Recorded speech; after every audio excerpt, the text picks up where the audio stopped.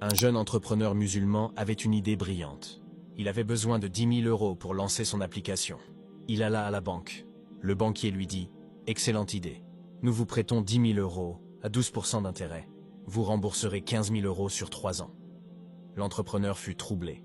Il savait que c'était du riba, usure, et que c'était une déclaration de guerre contre Allah. Il alla voir l'imam de sa mosquée. L'imam lui dit « Frère, nous avons une caisse communautaire. Nous ne pouvons te prêter que 1 000 € sans intérêt, à rembourser quand tu le pourras. » L'entrepreneur était face à un choix. 10 000 € de haram ou 1 000 € de halal. 1 000 €, c'était ridicule. Il se souvint, Allah détruit le riba et fait fructifier la sadaka, l'aumône. Il refusa le prêt de la banque et prit les 1 000 € de la mosquée, en plaçant sa confiance en Allah. Il lança une version ultra simplifiée de son application, puis la surprise survint.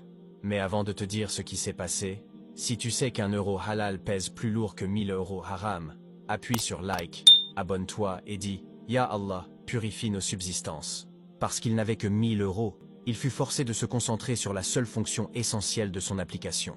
Il ne pouvait pas se payer de publicité. Cette version ultra simplifiée était si pure et si facile à utiliser qu'elle devint virale. Les gens en avaient marre des applications complexes. Pendant ce temps, un concurrent qui avait levé 1 million d'euros à la banque lança son application le même mois.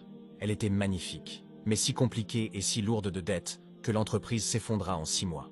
L'entrepreneur, lui, avec ses 1 000 €, signa un contrat de rachat pour 5 millions d'euros. Il avait choisi la baraka, bénédiction, plutôt que le montant.